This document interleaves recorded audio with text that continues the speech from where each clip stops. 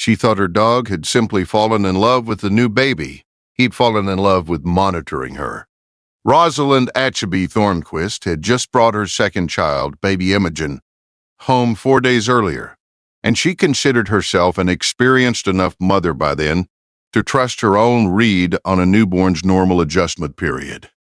Their golden retriever, Percy, had welcomed Imogen with nothing but calm affection since the day she arrived, until the third day, when his affection took on a strange new precision. Percy began nudging Imogen's cheek gently with his nose every time she rested on her nursing cushion. Always the same spot, always lingering there several seconds longer than an ordinary nuzzle required. Rosalind assumed he was simply besotted with the newest member of the family, the way dogs sometimes were with infants. That detail would matter. She didn't clock it yet.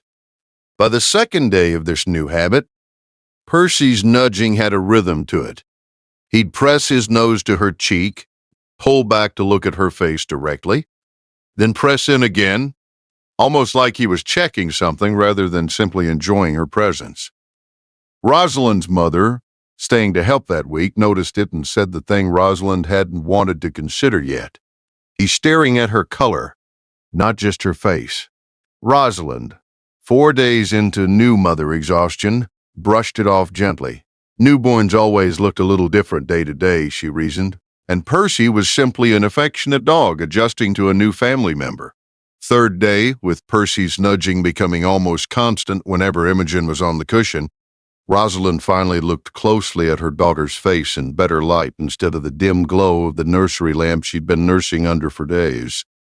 A faint yellow tinge had settled into Imogen's skin, and the whites of her eyes, subtle enough to have been easy to miss under warm lighting, but unmistakable now that she was looking properly. She called the pediatrician immediately. Dr. Folisade Whitcomb-Reyes examined Imogen that same afternoon and confirmed a moderate case of newborn jaundice. Common enough in infants her age, but requiring monitoring and, in this case, a short course of light therapy to prevent the bilirubin levels from climbing further. Jaundice can be subtle in early stages, especially under indoor lighting, Dr. Whitcomb-Reyes said. Catching it today rather than a few days from now made a real difference in how straightforward her treatment could be. Rosalind sat in the pediatrician's office with Imogen in her arms for a long while afterward. Percy's nudging day after day, always the same gentle check against her cheek. Not simple affection. He seemed to be tracking a subtle change in her skin that 4 days of new mother exhaustion combined with dim nursery lighting had let Rosalind miss entirely. The pause to look directly at her face each time. Not distraction. A dog quietly monitoring something he had no words to explain. If you love stories about what animals notice before we do, subscribe. When Animals Act posts a new one every week. Imogen completed her light therapy within a few days, her color returning to normal. Percy's nudging softened back into ordinary affectionate nuzzling almost immediately.